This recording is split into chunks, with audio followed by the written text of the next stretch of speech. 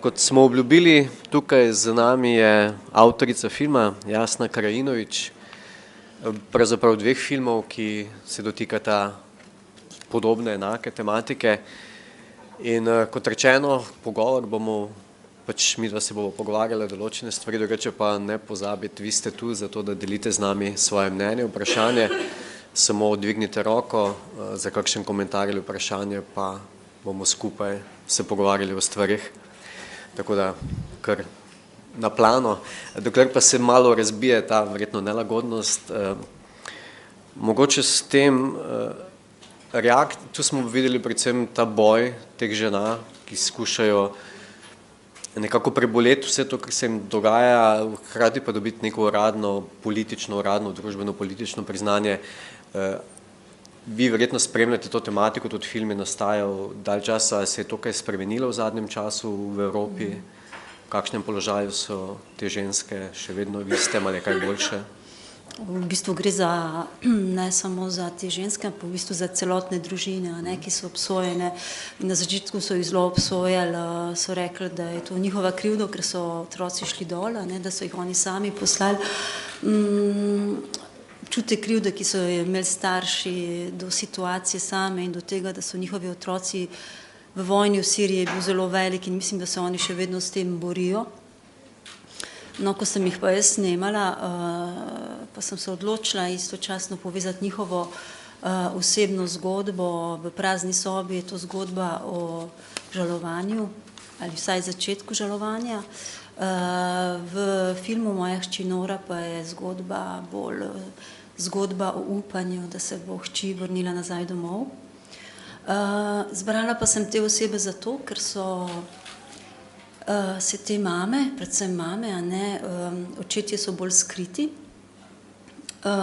so se tudi borile, niso bile samo, kot bi rekli, žrtve, ampak tudi nekdo, ki se je odločil, da bo kljub vsemu, kljub hudi situaciji, v kateri so se znašli, se tudi boril in naredil vse, da se bo več vedelo o tem, ker pač rekruterji, ki jih pošiljajo dol, so zelo računali na zakon tišine. Mladi, ki grejo dol, se zaobljubijo, v bistvu, da o tem ne bodo govorili in grejo v Sirijo brez tega, da bi komorkoli to povedali. In ta tišina je v bistvu ogromno slabega naredila. In na začetku, seveda, ker se o tem ni ničesar vedelo, so bili samo starši tisti, ki so bili nekje v ospredju in ki so jih obsojali. Zdaj po Belgiji, Franciji, vsaka država je zelo različna in v vsaki državi se zelo različno spopadajo s tem problemom. Gre pa za globalni fenomen in lokalni fenomen, zelo, zelo težka stvar. Ti rekruterji v bistvu delujejo, so del globalnega omrežja islamske države, istočasno pa delujejo lokalno in razumejo recimo določene mlade samo v njihovem okrožju, v njihovem okolju in se jim tam približujejo in recimo oni ne bojo povedali iste stvari nekomu, ki živi na severnem delu Bruslja, kot nekomu, ki recimo živi v Antwerpnu, v severnem delu Belgije. Tako zelo kompleksno je to. In na ta način je tudi sam odgovor na to situacijo zelo kompleksen. Recimo v Belgiji se je recimo ta flamski del zelo prej spopadal z problemom. Imeli smo pojav Sharia for Belgium. In tu je v bistvu flamski del je zelo zgodaj opozarjal na te probleme, pri tem, da smo recimo v Bruslju pa v francoskem delu pa so nekako si niso se hteli o tem pogovarjati oziroma so to bolj puščali na stran, dokler potem res nismo imeli tudi napade in tako naprej. Moram reči, da recimo Holandija, pa Norveška, Švedska, vse te skandinavske države so bolj odprte. Tudi recimo tam se verjetno v družbi več stvari na glas pove. To je bilo neko orožje pred tem fenomenom, ker se jih je hitreje razkrilo kot recimo v Belgiji, pa Franciji, pa ostalih državah.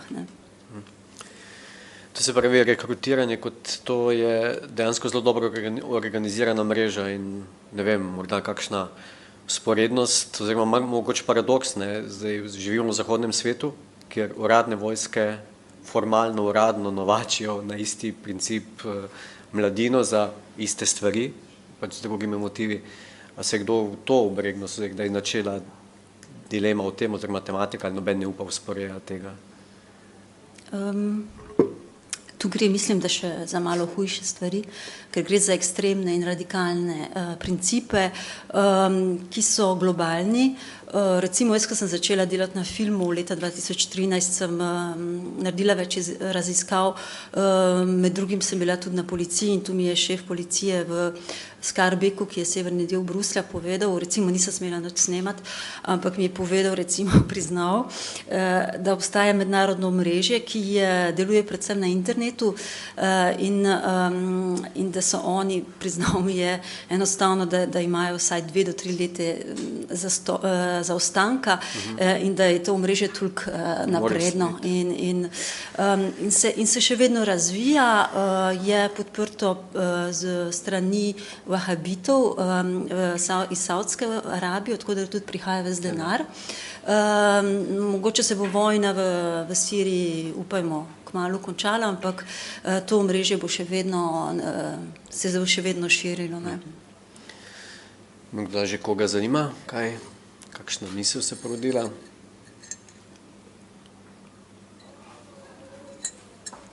Maybe how did you approach these particular 2 women? How did you come to them? Were the women the beginning of the project, or was the phenomenon the beginning of the project? Can I answer in Slovenian? Ne, v bistvu je fenomen bil tak, ki me je zanimal. Izhajam pa iz čiste logično to je kot neka logična posledica mojega prejšnjega filma Poletje z Antonom, če ste ga videli, kjer se tudi radikalizira mlade, ampak v Rusiji, in je bilo zato potrebno več leta, da se te mlade oblikuje v poslušne ruske vojake. In jaz sem, ko sem prišla nazaj v Belgijo, pač slišala za te prve odhode mladih v Sirijo. Začeli so o tem govoriti zato, ker je prvi Belgic v Siriji umrl. Prej je bilo vse tiho. Vsaj 6 mesecev prej se je pa to že začelo dogajati. In sem opazila, da gre za isti mehanizem radikalizacije. Ne samo, da je v drugo smer obrnjeno. V Rusiji so sovražili vse muslimane, tu pa obratno vsi muslimani, mislim, po teh njihovih ekstremističnih načelih sovražijo ostale. To je ideologija sovraštva in mislim, glede na to, da so mi tudi omenili, da bi bilo fino, da bi kdaj naredila kak film v Belgiji, no pa se je tu potem pojavila ta tema, ki sem jaz mislila na začetku, da je popolnoma marginalna in da se o tem več ne bo ogromno govorilo. Potem pa je to prišlo kot en ogromen val, ki me je tudi mene popolnoma zalil, zato ker ko sem končala film, so se stvari še naprej in še naprej dogajale. In v bistvu moram reči, da kljub temu, da danes ogromno vemo o tem fenomenu, nažalost moramo tako kot ta belgijska policija pove, da smo mi še zelo zaenkrat še ogromno v zaostanku s temi, ki so pa za tem omrežjem. Morda vprašanje, ko začnete snemati to zgodbo, ko stopite s kamero v njihovo življenje, pač postanete del tega, kako sami pri sebi potem to procesirate, kaj ostane, kaj ne ostane, kaj želite, da ostane, kako se... A v filmu? Ja, v filmu oziroma, ja. Vsekakor, če delam film, pol sem popolnoma noter, to je dejstvo. Je pa bilo, recimo tu je bila potrebna določena jasnovidnost, zato ker te družine oziroma materi in očetje, ki sem jih snemala, so bili ljudje v posebnem stanju, ranljivem stanju in so včasih sprejemali to, da sem lahko tam, potem ne, potem ko je bilo to že narejeno, jer sem recimo sredi noči dobila SMS, da naj vse zbrišem in tako, zato ker so toliko trpeli. In tudi jaz recimo sem čez to pač ogromno sočustvovala z njimi in jih tudi s svojim delovanjem probala res podpreti v njihovem boju. Ampak potem, ko si pa v montaži, recimo, to je pa spet en drugi del dela, ne samo, da si prisoten kot oseba in kot režiser pri njih, ampak potem, ko si enkrat v montaži, seveda se začenja druga zgodba, ker potem začneš določen, pač zgradiš en film, ki morda ni takšen, kot bi si ti v idealni situaciji zamislil, ampak je še vseeno, se mi je zdel pomemben in bilo je zanimivo to, da ko so jih ti starši, ko so ga videla, ne, ta film in tudi kratek film, da se jim je tudi njim nekako pogled skristaliziral, da se mogoče, ko so bili v situaciji, niso videli na ta način, ko so se potem kasneje in tudi mogoče tudi sami sebe bolj razumeli. Izvolite, sam sekundico. Čestitam Jasna, prvo bom to rekla, pol bom pa ene dve lepe stvari izpostavljene, vse črno, v tem filmu mi je bila všeč, mislim, pozitivna ta deklica, sestra, pa zelo pozitivno mi je delovala skupina, ne vem, a so bili to dijaki ali učenci šole, pa me zanima, a se v tem, ker postavljam vprašanje kot mati in kot pedagog in kot državljan, me zanima, ali se dela na kaj več na tem področju, na procesu osveščanja teh mladih, na splošno, pa ne se v muslimanskih, ne vse vidimo, da vseh vere so prisotni, ker mislim, da to ni primer, ker je ta primer tudi pri nas že, da bi tudi mogoče mi dobili kakšne stvari, da bi o tem začeli več govoriti, ne, in mi prosim na to odgovori, če lahko. Vsekakor, ne, recimo prva želja teh staršev je bila to, da se recimo to ne bi drugim dogajalo. To je bila prva želja, pa da se recimo ne bi potem iz iste družine še drugi otroci, ne, da bi tudi oni odhajali v Sirijo, ne. To je bila njihova prva želja, čeprav so ogromno trpeli, so se nekako postavili, vstali in začeli o tem govoriti in sploh te mame, ki sem jih snemala, ne, so del tega gibanja, ki je tudi nekako evropsko gibanje, so povezane z drugimi mamami, se tudi jaz sem z njimi v bistvu na začetku, ko so bile priprave, sem jih peljala recimo v Avstrijo na Dunaj, ker je tudi eno takšno gibanje, pa potem smo bili tudi v Franciji, v Nemčiji, tako da ti, ki so to doživeli, so se pač res od znotraj zavedali tega, o čemer družba ni hotela govoriti, oziroma zelo malo, ker tudi v družbi, pa sploh v državi, bi rekli, da sploh ni bilo tega orodja ali besed, da bi se to opisalo, ne. In počasi se je začelo razumevati, predvsem v šolah, ne, da je zelo pomembno, da se o tem govori, zato ker recimo sploh ti rekruterji so računali na ta zakon tišine, ne. Tišina je ogromno slabega naredila in ko se je recimo v šolah to malo povedalo, jaz sem bila tudi recimo na začetku, ko sem začela delati, so iz ene šole v Bruslju odšla dva mlada, komaj 16 let stara, in potem recimo še sreča, da je ravnatelj bil tako odprt, da me je sprejel in da so mi potem, to so mi pač opisali in sem jaz potem tudi mame teh otrok spoznala, ampak so pač prosili, da jih ne omenjam in nekaj časa je trajalo, mislim, da je bilo treba vsaj recimo uradno povedati, da je šlo 200 otrok iz Bruslja, da so se potem nekako ti jeziki razvezali in da so se ti zidovi podrli in da smo začeli nekako odprto o tem govoriti. Zdaj v filmu recimo tako, jaz sem htela iti v šolo, v tisto šolo, odkoder je Sabri sin od Salihe, pa so rekli, da ne, da češ, potem bojo vsi rekli, da oni pošiljajo otroke v Sirijo. Potem pa en drug ravnatelj sprejel, da smo šli s to mamo v šole, v to šolo in ta razred, oni so bili za to, da se jih lahko snema in so tudi odprto postavljali vprašanje. Zdaj treba je pa vedeti, da vsakič, ko se gre v kakšno šolo, recimo, je vsaj nekdo v razredu, če ne en pa dva ali pa 5, ki bodo rekli, lej, moj prijatelj je tučal, ali pa moj sestrič, pa nekdo iz moje ulice. A ne. Tako da ta uradna številka, koliko jih je šlo, se giblje tam okrog 1000 do 1200 ljudi. Ne. Zdaj po šolah pa vključujejo film, ga kažejo, tudi mame grejo s tem filmom, pa pripovedujejo. Ne. Je to sicer neko drugo delo na preventivi, ne.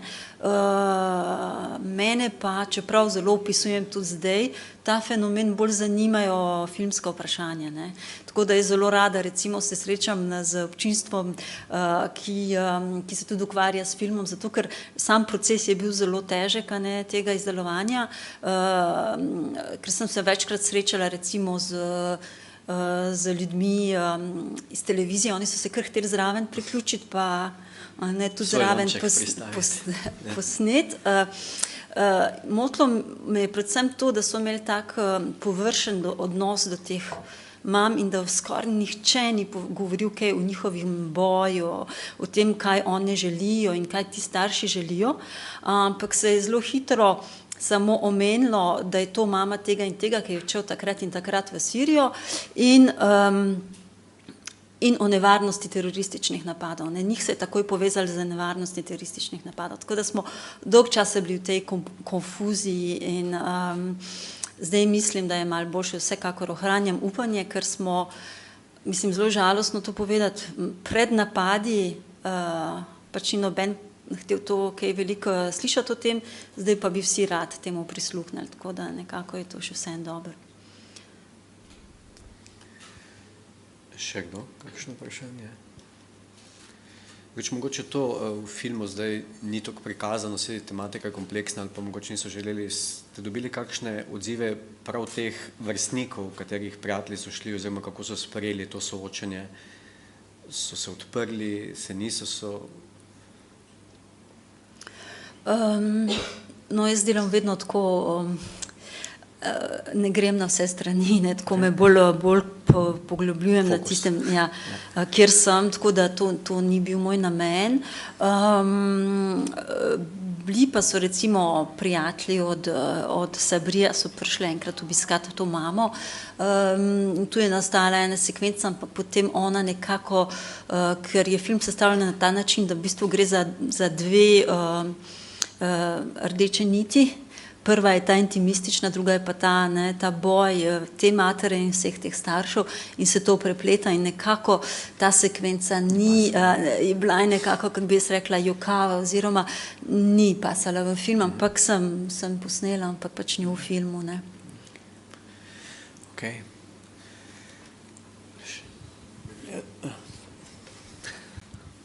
Ja, jaz bi mogoče samo vprašal, kako se percepira te otroke zdaj iz strani družin pa družinskih članov, ker pač bila je ta moment državnega tožilca, ne, ki jih ima za iste, pač za teroriste in tako naprej. Starši po eni strani so seveda to še vedno njihovi otroci in jih opravičujejo tudi z njihovo starostjo in tako naprej, ampak kako se razvija ta odnos staršev do otrok, ki jih ni več ali pa so že umrli ali so šli stran, in to, kako oni vidijo, kako vidijo to, no, kako se nekako ta dialektika vzpostavlja to, ko otroka enkrat zapusti in gre pač v neko organizacijo, ki se jo smatra za teroristično. Ja, recimo Samira, Norina mama, pa tudi Saliha je lahko o tem več povedala, ko je bil njen sin še živ. To so nekako otroci, ki so duhovno zadrogirani, ne? Polni teh ekstremističnih idej, ker sicer ne bi preživeli. Nora je popolnoma radikalizirana, ne? In je tako, kot da bi se pogovarjal z avtomatom. Tako da ti starši poskušajo, kolikor se da, ohraniti stik z svojimi otroci. To je zelo pomembno in tudi islamska država to dovoljuje, ker dobro ve, da bi se ti mladi sicer izgubili. Ne? Sicer jim da recimo neko drugo ime, ne vem, je pač to neko islamsko ime, ampak potem je še otrok še vedno rad sliši svoje pravo ime, to je dejstvo. In istočasno je nekako ta avtomat islamske države in istočasno še vedno otrok, a ne te mame oziroma tega očeta. Več o tem bomo vedeli takrat, ko se recimo čez 5 ali 10 let, ko bojo ti, ki so prišli nazaj, vsaj tisti, ki bojo hteli priti do besede, tudi prišli do besede in povedali o svoji izkušnji. Danes pa se o tem ne ve prav ogromno. Jaz ne bi rada posploševala, ker sem v bistvu srečala tudi določene mlade, ki so prišli nazaj, ampak pač niso prehitro je vse skupaj, da bi oni sploh, kako bi rekla, prišli iz teh travm vojne, v kateri so bili in potem o tej izkušnji kaj več povedali, je potrebno za to več distance. Isto pa je tudi v družbi. Zdaj obstaja še vedno, kako bi rekla, ta zgrešen oziroma nepravilen odnos do njih, ker se jih vedno postavlja najprej njih v ospredje, te, ki so jih pa rekrutirali, pa ne. In to je tako precizno delo so strani islamske države, ki so v bistvu te svoje rekruterje zaščitili in se smo imeli, tudi so bili obsojeni in so bili na sodišču in tako naprej, ampak recimo njih je branilo vsaj 10 advokatov, ki se jih ti rekruterji sami niso mogli plačati, ne? In ti advokati so našli določene luknje v zakonu, belgijskem zakonu ali pa drugim zakonodaji drugih držav, tako da so ti rekruterji popolnoma zaščiteni, recimo z veliko lahkoto se pride do njihovih pridig na internetu, da bi ga potem, da bi se pa njegov obraz videl, ko so šli recimo na sodišče, je pa to bilo popolnoma nemogoče, so bile fotografije recimo samo z hrbta ali pa z profila, nikoli ni bilo obraza, ne. Za razliko od mladih, katerih obraz je bil na veliko pokazan, ime, tudi neke, kako bi rekla, neki sumi, kaj je ta mladi v Siriji naredil, zakaj je šel tja in tako naprej. Tako da v bistvu dvoličnost in res taka, kako bi rekla, nekako vsekakor nepravilen odnos do njih, ne. Kar je po mojem mnenju, moram reči, precej nevarno, zato ker če jim ti ne daš prostora v družbi, čeprav recimo morajo, so najprej v zaporu, potem naj bi se z njimi ukvarjali določeni psihologi, ampak to je še vsekakor še ni poskrbljeno in če še dolgo časa ne bo, se bojo pač oni počasi spet nazaj uprli oziroma se spet povezali s to rekrutersko mrežo in mogoče kaj drugega potem. To je še en dokaz več, da je v bistvu ogromna količina denarja, verjetno sofinanciranje, kar tudi ta film načenja to temo, ne, kdo vse v ozadju. Vsekakor, ja.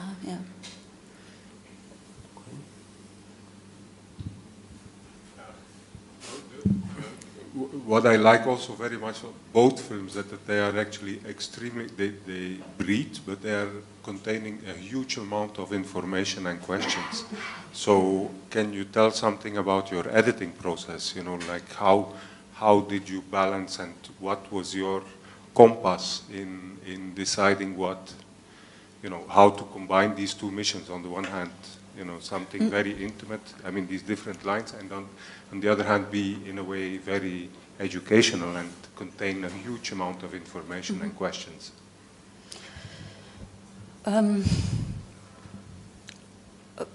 Recimo, ko sem začela delati na projektu, pa tako sem zelo težko prihajala do določenih informacij in potem sem nekako razumela, da to mora biti del filma. In da so te informacije kot nekakšne smernice, a ne, za razmišljanje in da se recimo tudi sama čustva lahko bolj dobijo večji prostor, a ne, da bi samo pokazala žalost teh družin, bi bilo vsekakor premalo, a ne. Seveda sam proces v montaži pa bil precej zapleten. Recimo, včeraj sem povedala, ne, da me je leta 2014 nekje septembra zapustila Norina mama. Jaz sem najprej htela narediti samo film Moja hči Nora. To je bilo pač povezano s tem, da domnevamo, ni bilo tako popolnoma izrečeno, je pa skoraj da dejstvo, da je pač Nora je vedela, da snemamo film in mislim, da je bilo takrat preveč nevarno oziroma da je hotela, da se to vse skupaj ustavi in je tudi svojo mamo v to prisilila. Zato, in tu se je ta mama seveda odločila za to, da ohrani stik svojih hčerjev, kot pa da nadaljujemo. In potem sem se znašla pač z določenim delom materiala, ki se je ukvarjal, mislim, ki je bil o tej Norini zgodbi, potem pa je še bil del materijala, ki je bil pač povezan z vsemi temi starši, ne? In takrat sem šla bolj proti Salihi, ki pa je, to je bilo že nekako 6 mesecev potem, ko je njen sin umrl in drugim staršem, a ne, in sem napisala nov scenarij, kjer sem pač mislila, da bom naredila nek film, kjer bojo recimo se križale zgodbe večjih teh družin in ta njihov boj. Ampak tudi to je bilo zelo težko, recimo samo pri Salihi sem lahko se bolj približala družini in tem njenem žalovanju. V Franciji, ko sem snemala z Dominique ali pa Valérie, je bilo to dosti težje, ker enostavno, ko smo prišli do tega, ne, da je opisala življenje svoje hčere predtem, recimo Valérie, enostavno je nastala tišina in je bilo nemogoče. Ne. In tako sem se znašla z enim takim zelo raznolikim materialom. Na steni smo imeli večbarvnih kartonov in potem smo se malo igrali, na nekaj časa je trajalo, da smo našli strukturo. Tako sem nekako tudi včasih, ne vem, popolnoma instinktivno, neke sekvence so se same povezale, pri drugih pa je bil prazen prostor dolg časa, dokler nismo, dokler se potem ta proces montaže ni sam nekako vklopil in je nastala neka taka organska celota. Ne. Še kakšno vprašanje, kakšen komentar? Izvolite.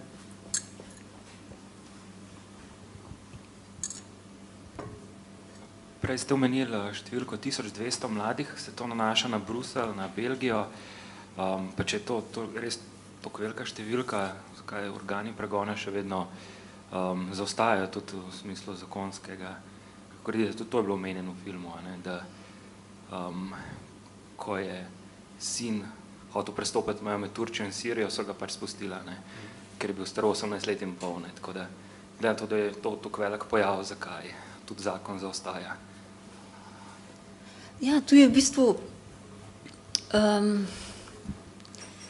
država je bila pri tem fenomenu popolnoma zgubljena, še vedno je, ne, samo zdaj so pač mogoče določene smernice, ki jih prej sploh ni bilo. Je to, v bistvu je neuradna številka, zato ker se, mislim, ostali so na številki 700 mladih. Ne. Vsi starši, recimo, ki sem jih srečala, so mi pa vedno govorili, poglej, vsaj polovica jih je več. Ne. Ker te, ko sem jaz srečala, to so samo del staršev. Pomisliti je treba tudi na vse tiste, ki so ostali v tišini in trpijo v tišini, od katerih otroci so pač šli v Sirijo, mogoče so se tudi potihoma vrnili, tudi to obstaja, ampak je pač to neuradno. Ne. Država je vsekakor tu še danes zgubljena in mislim, da prihaja do določenih rešitev oziroma je tu pač specialna policija bolj deluje, ampak vsekakor pa nimajo pravih številk in tudi nimajo pravih pristopov. To je dejstvo in tako je tudi, mislim, da po celotni Evropi. Ne. Kak je pa z uradnim priznanjem njihove smrti oziroma še vedno velja status domnevno, kaj pač verjetno nikoli ne bojo mogli dokazati ali trupla? Ja, oni pričakujejo, da bo jim država, v kateri je ta mladi umrl, poslala potrdilo o njegovi smrti. Zdaj mislim, da pa Islamska država ne pošilja teh potrdil. Ja, ampak je to, predvsem ta absurdna situacija je zelo težka za starše, zato ker dobivajo recimo potrdila o davkih, vse te dokumente, recimo o nekom, ki zadevajo nekoga, ki biva v državi v bistvu, in potem morajo iti vsakič znova na urade in povedati, da pač, da njihov otrok ni več živ, recimo. Brez osebnost aparata. Vsekakor, ja. Izvoli, Metod.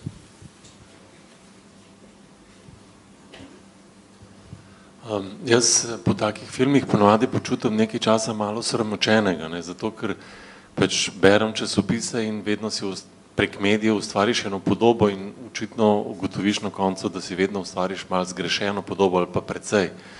In tokrat mi je bilo isto in mi je všeč, da sem lahko preko neke osebne, intimne zgodbe zvedel pravzaprav nekaj, čemu res verjamem in da je resnično.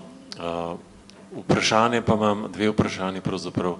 Eno gre v to pozitivno smer, ki je bila omenjena, eno pa v to negativno. In me zanima prvič, ta en fant, ki je na tistem srečanju v šoli, omenja, da imajo v svoji ulici nekako organizirano nekakšno samoobrambo.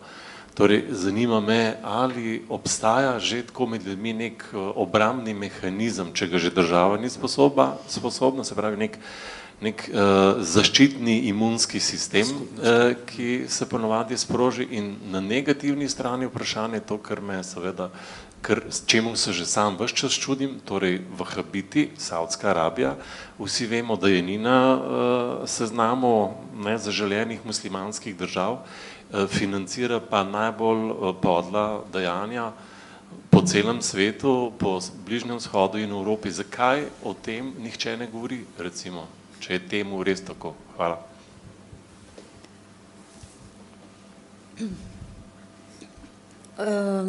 Vsekakor je res, recimo, da ko so pač v določenem delu, v določenem delu Bruslja, recimo, ko je več mladih šlo, se je tudi je nastalo tudi to neko obrambno omrežje in se je recimo prišlo povedati tem družinam, recimo ta pa ta jih je sigurno poslal in je bil toliko pa toliko plačan. To je vse neuradno, ampak to so bili recimo tisti, ki se jih je tudi ponavadi na ulicah videlo in so najprej delili drogo, pol so pa še zraven tega pa še kakšno besedo o pomembnosti tega, da si dober musliman in da se greš boriti za muslimansko vero v Sirijo. Tako da nekatere so lahko razkrili, nekateri pa so še vedno dejavni. Recimo že v sami družini od Salihe, starejši brat, ki se ga v filmu ne vidi, ker je on že poročen in ne živi več starši, je marsikaj povedal policiji in razkril, potem pa so ga dobili in so ga recimo namlatili. Tako da te rešitve so seveda obstajajo, ampak so pač niso tudi neprave rešitve. Zdaj vse te mame, vsaj določene, so se tudi povezale s policijo in izpovedale svojo zgodbo in dokler ni policija razumela potankosti teh zgodb, tudi niso v bistvu delovali na način, ki bi morali. Tako da vsaj za enkrat jaz mislim, da s tem, da so se stvari izrekle, so se potem tudi odprle in pomaknile naprej, to je dejstvo. Ampak se to še vedno dogaja, kot da ni o tem nihče nič povedal. To je neverjetno. Zato, ker ta mreža deluje preko interneta in preko interneta se podaja ta virtualna realnost in se tudi pove, poglej, pa se to ni res, da ti kot ženska, da boš potem skozi zaprta, pa to sploh ni res. Tako da ti mladi, ki recimo se ne znajo odločiti, nihajo med tem, kaj je res in kaj ne, se enostavno potem prepustijo tem. Tako da bi rekla, da še vsekakor še ni dovolj te obrambe in da so še vsekakor v nevarnosti. Glede Vahabitov pa je sploh Belgija, Francija, pa še določene države, zdaj ne vem točno za Nemčijo, ampak one so se enostavno mislim, da je to bilo v 70-ih letih, so sprejeli določeno denarno pomoč iz Saudske Arabije, podpisali so se določeni dogovori za zameno, da se potem zgradijo mošeje. V te mošeje so oni poslali svoje imame, in ne imame recimo iz Severne Afrike, recimo iz Maroka ali Tunizije, ker bi enostavno priseljenci, ki so od tam in živijo v Belgiji, jih tudi razumeli. Ti imami sploh ne govorijo, mislim, sicer govorijo arabsko, ampak se jih, ti ljudje jih niso razumeli, ne? In to je, zatem se je ogromno skrivalo, to gre res za eno celo mrežo, kateri država ni znala reči ne, in tudi danes recimo o tem ne bo odprto govorilo, rekli bojo pa ne vem, pokažite, dokažite. Zdaj mogoče pred kratkim sem slišala, da v bistvu ne bojo več dovoljevali novih mošej in da tudi financiranje teh mošej več ne bo prihajalo iz državnih fondov, ne, kar je čisti absurd, ker do zdaj je pač prihajalo iz državnih fondov, tako da v bistvu še država plačala za to, ne, da so oni lahko razvijali svojo filozofijo, ne. Je pa zelo kompleksno, ne, vse, kar se dogaja in je povezano z gospodarstvom in z denarjem, je potem je pač v ospredju in se to najprej zaščiti, čeprav so to laži, ne. Tabu neke vrste, ne. Vsekakor. Tako.